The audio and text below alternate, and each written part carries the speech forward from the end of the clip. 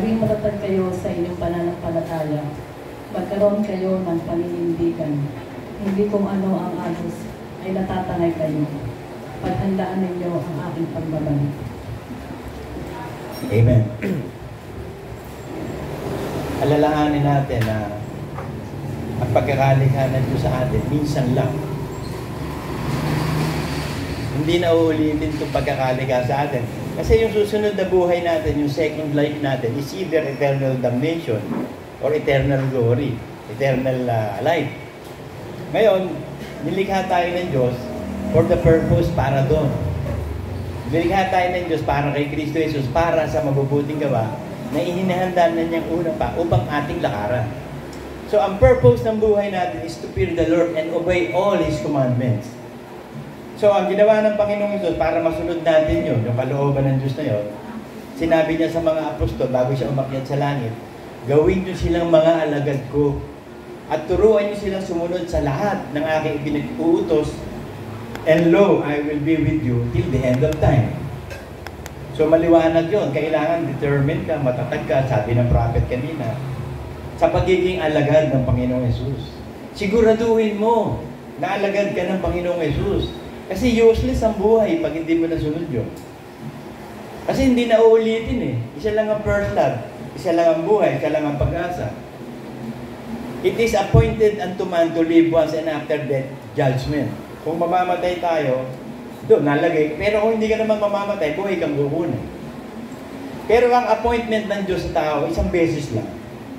Hindi na uulitin ito. Kaya magpakatalino tayo. Excuse me. Ang sisiguraduhin natin, yung pagiging alagad ng Panginoong Hesus. Kasi hindi ka iiwan ng Diyos pag yun ang naging determinasyon mo. Sabi sa Matthew,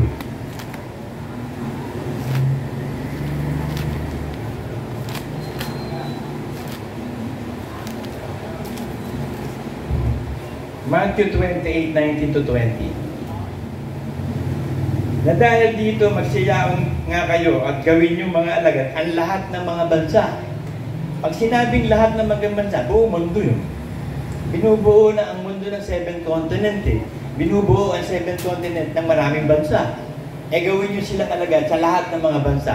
Ibig sabihin, kasama ang Israel, kasama ang Hemti, lahat ng mga tao sa lupa, gagawing alagad. Kailangan maging alagad.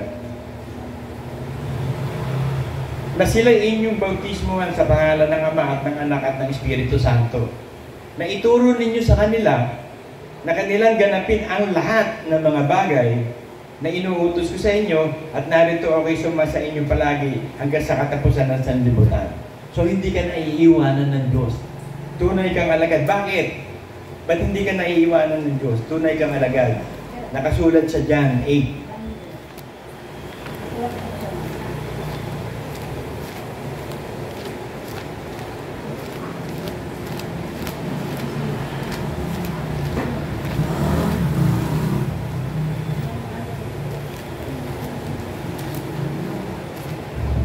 John 8:31. Sinabi nga ni Jesus sa mga Hudyong yaon na nagsisisampalataya sa Kanya, kung kayo'y magsisipanatili sa aking salita, kung magkagayon, tunay nga kayong mga alagad ko. So meron sinasabing tunay na alagad. Yung panatili sa aral at utos ng Panginoong Hesus. Magiging determined ka dyan, matatag ka. Sa pagsunod lang sa kalooban ng Diyos. Ang magiging purpose of life mo, sumunod sa Diyos. Forever and ever. Kasi ito lang ang buong layunin eh. Pag na-miss mo to, talo ka na. Pag hindi mo nasunod ang pagiging alagad ni Kristo, talo ka na. Sa impyerno ka pupunta. Kasi ito lang yung paraan ng Diyos eh. Wala namang ibang paraan na ginawa ang Diyos eh. Sabi sa Ecclesiastes 12.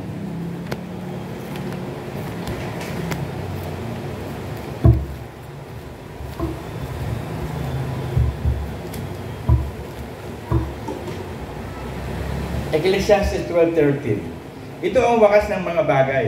Lahat ay narinig. Ikaw ay matakot sa Diyos at sundin mo ang kanyang mga utos sapagkat ito ang buong katungkulan ng tao.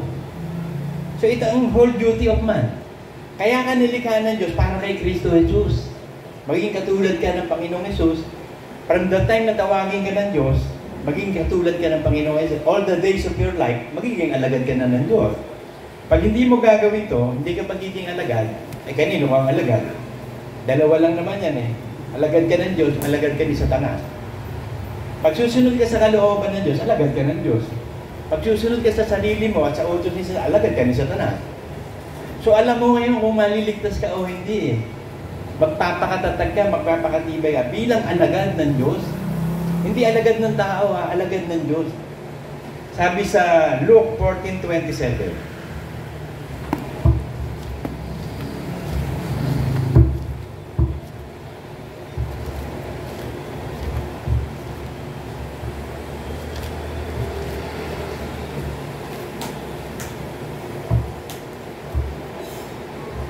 Kasi yung iba kasi nagiging alagad ng tao.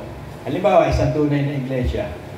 So, nandun ang tunay na aral ng Diyos, Kristo. Pero may mga member na ang nagiging batayan ng pagsunod nila, yung loyalty doon sa pastor.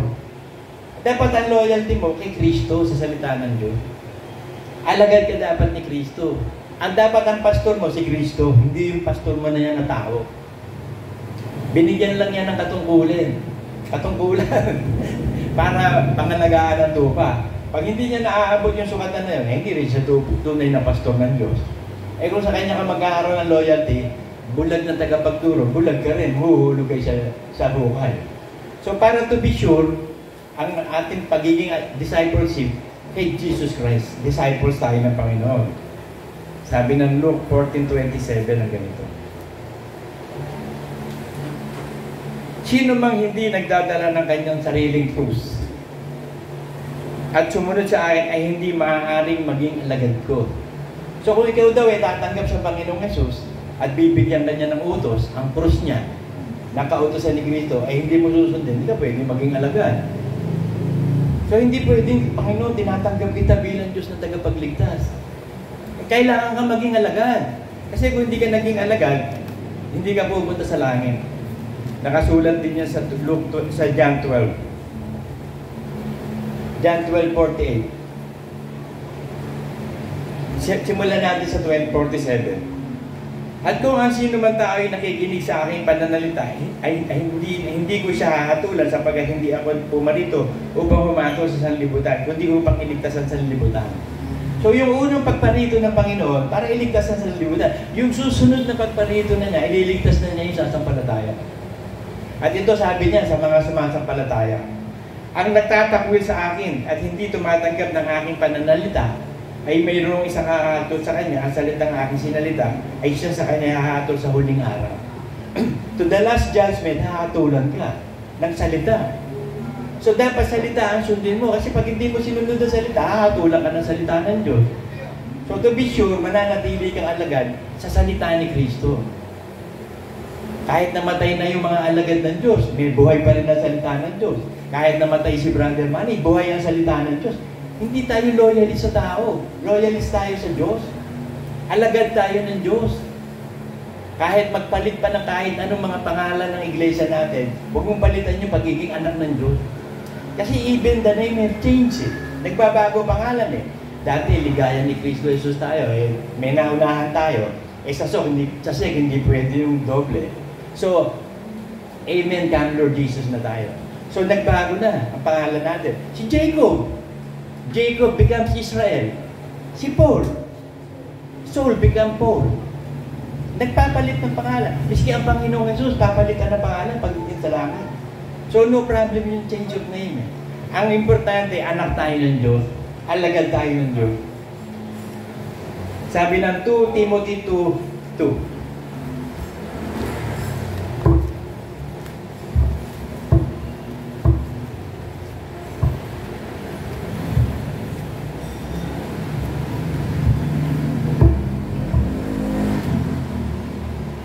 At ang mga bagay na iyong narinig sa akin sa gitna ng maraming saksi, ay siya mo rin namang ipagkatiwala sa mga taong tapat na makapagturo naman sa iba. So yun ang sabi ni Pablo kay Timothy. Kasi si Timothy, anak-anakan niya ni Pablo eh. Dinisciple niya mabuti si Timothy. Sumunod sa landas ni Pablo si Timothy. So sabi ni Timothy, maghanap ka ng mga tapat na Kristiyano, yung magiging tagapagturo din. Kasi napakahalaga ng tagapagturo. Kasi may people destroyed because of the lack of knowledge. Kung ang isang pastor ay hindi up to teach, delikado yung iglesia na yun. Kasi kinakailangan up to teach ang isang pastor. Kasi si Jesus Christ, the great shepherd yun eh. And the greatest teacher. Jesus Christ is a pastor and a teacher. Kinakailangan ng pastor, teacher. Kasi para mapamanatili ang kaligtasan ng iglesia, kailangan maturuan, mapakain, katulad ng ginawa ng Diyos sa Israel nung araw.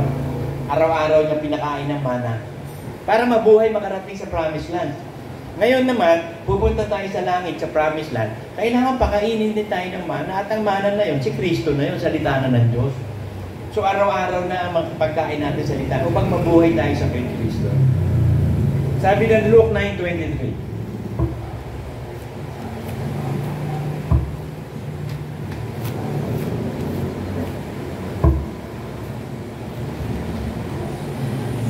at sinabi niya sa lahat, kung ang sino man tao ay ibig sumunod sa akin, tumanggi sa kanyang sarili at pasanin sa araw-araw ang kanyang krus at sumunod sa akin, tanggihan ang kanyang sarili.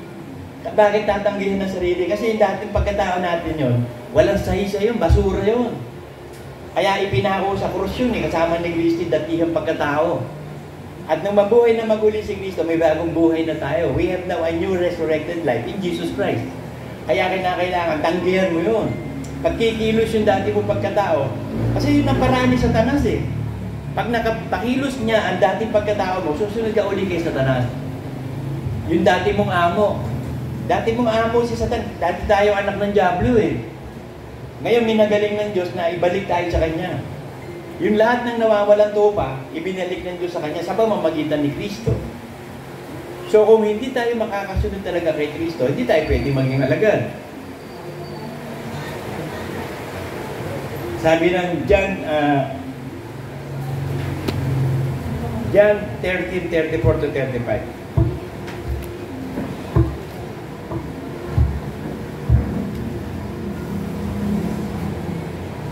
Isang bagong utos ang sa inyo ibinibigay ko, na kayo'y mag-ibigan sa isa't isa, na kung paanong iniibig ko kayo, ay mag-ibigan naman kayo sa isa't isa.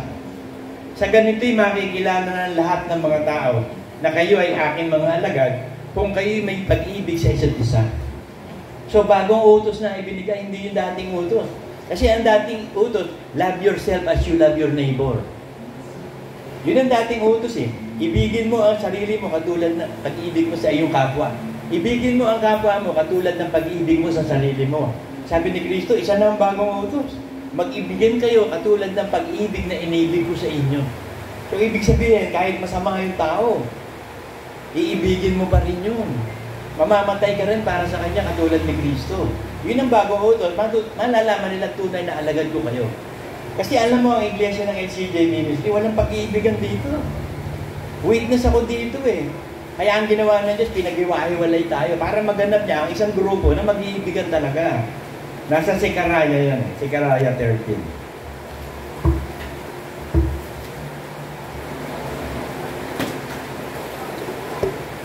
Ito sabi niya, gumising ka o tabak laban sa pastor ko, laban sa lalaki na aking kasama. Sabi ng Panginoon ng mga hukbo, saktan mo ang pastor at ang tupay mga ngalan. At aking ipipihit ang aking kamay na laban sa maliliit. At mangyayari na sa buong lupain. Sabi ng Panginoon, 2 bahagi mahihiwalay. At mamamatay, ngunit ang ikatlo'y maiiwan. At aking dadalhin ang ikatlong bahagi sa apoy. At sila'y dadalisayin ko na parang pilak na dalisay, at sila'y susubukin ko na parang pagsubok sa ginto. Sila'y magsisitawag sa aking pangalan. At aking silang didinglin, aking sasabihin, siya'y bayan ko, at kinalang sasabihin, ang Panginoon ay ang aking Diyos. So, ganun ang nangyari sa iglesia natin. Nahiwala yung 2 bisya. Natira na lang isang bisya. Ngayon yung mga member ng natirang bishop na dadaan tayo sa bautismo ng apoy. Na parang pilak at ginto. So matira matibay sa atin mga kapatid. Kaya magpakatatag kayo at magpakatibay. Yun ang message ng prophet eh. At sa pagiging alagad. Kasi pipilitin ng demonyo pag hiwa-hiwalayin tayo, hindi tayo papayag. Mananatili tayo matatagal matibay sa gawa ng Panginoon. Sabi niya sa Matthew 16:24-25.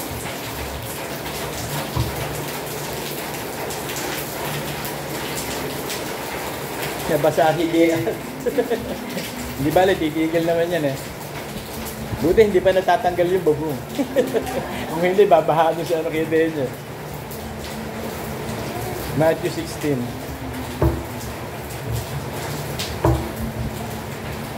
(24 to 25). Nang magkagayon, sinabi ni Jesus sa kanyang mga alagad, kung ang sino man tayo ibig sumunod sa akin, ay tumanggi sa kanyang sarili, pasanin ang kanyang krus at sumunod sa akin.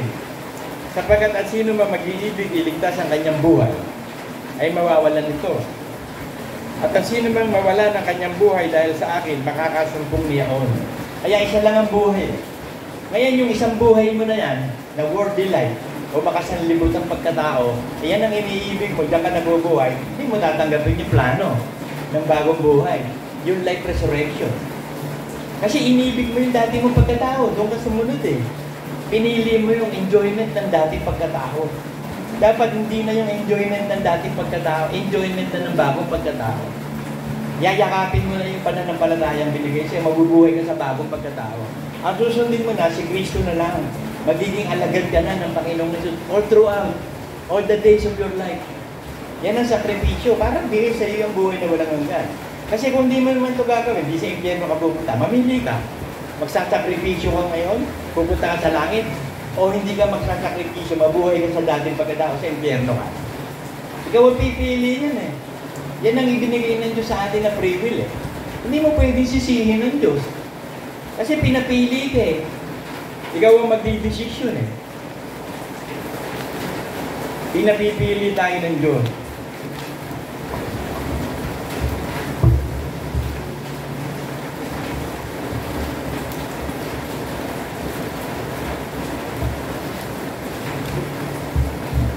Deuteronomy 30:19-20. Aking tinatawag ang langit at ang lupa na pinakasaksi laban sa iyo sa araw na ito. Aking ilagay sa harap mo ang buhay at ang kamatayan, ang pagpapala at ang sumpa. Kaya't piliin mo ang buhay upang ikaw ay mabuhay, ikaw at ang iyong binhi.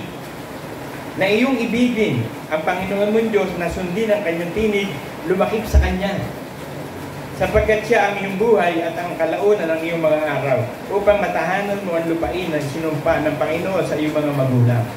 So, para makapanahan ka sa plano ng Diyos, sa langit. Saksi ang langit at lupa sa araw na ito. Bukas, yun ulit.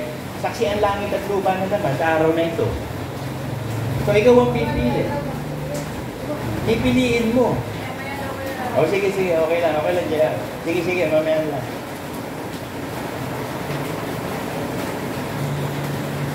So, ang pinakamahalaga dito, mapatunayan mo sa sarili mong alagad ka eh.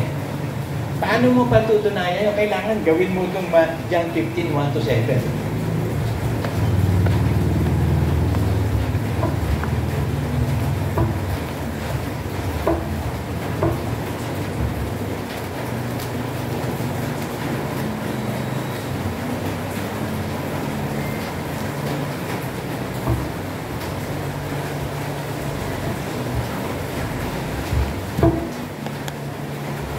Ako, ang tunay na puno ng ubas, at ang aking ama ang magsasaka. Ang bawat sanga na sa akin hindi nagbubunga, ay inaalis niya. At ang bawat sanga na nagbubunga ay nililinis niya upang lalo magbunga. Kayo'y malilinis na sa pamamagitan ng salita na sa inyo yung aking sinalita. Kayo'y manatili sa akin at ako'y sa inyo, gaya ng sanga na hindi makakapagbunga sa kanyang sarili, maliban na nakakapit sa puno. Gayon din naman, kayo maliban na kayo nananatili sa akin.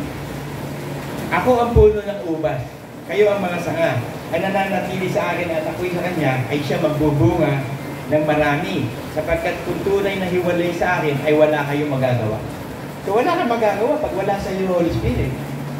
You cannot do anything without the Holy Spirit. Isinugo ng Ama ang Espiritu Santo. Isinugo ni Kristo ang Espiritu Santo. Binasa ko sa inyo yan, talatang dalawa na yan.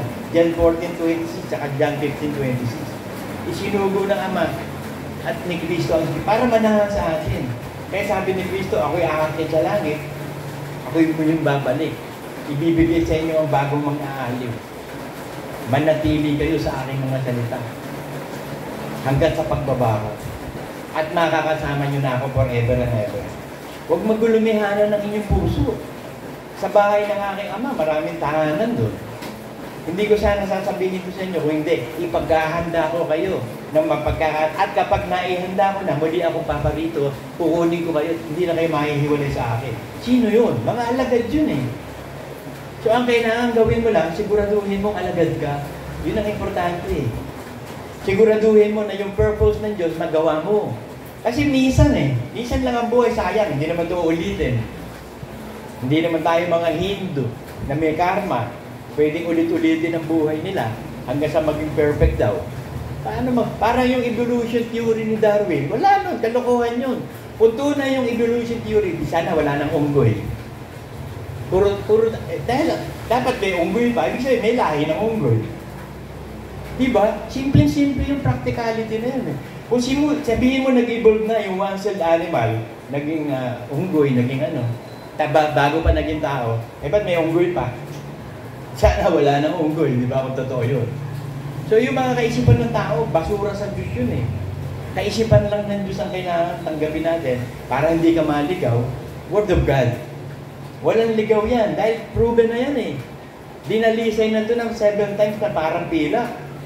Proven to, namatay na nga, nabuhay pang maguli eh. Siya ang bunga ng lahat ng ng nilikha. Siya rin ang bunga ng mga namatay. Siya yung unang binuhay ng Ama eh. At ang plano ng Diyos, talagang magkaroon ng pamilya. Yun lang ang buong plano ng Diyos eh. Kaya nga yung bahay niya, yung New Jerusalem niya, pupunuhin na yun ng mga anak niya eh. Ang una niyang inanak, si Kristo. Siya sabi niya, ikaw ang kinalulugdan ko anak. Ipinanganak kita ngayon. Ngayon, ipinanganak tayo ng Ama, ang Ama ng mga Espiritu. We are born from above, given the Spirit. Yung Spirit na natin, from above na yun. Tapos ibinigay ang Espiritu Santo para masunod natin ang kalooban ng Diyos. Ang Diyos ang lahat gumawa nun. Yun ang plano ng Diyos sa mga discipleship niya, sa mga alagad niya. Kaya tiyakin mo na alagad ka ng Panginoong Jesus, tiyakin mo na pinakikinggan mo ang sinasabi ng Espiritu Santo. Buhatin mo yung krus na binigay sa ni Kristo, ano yun? Utos niya. Sabi sa Galatians 6:2.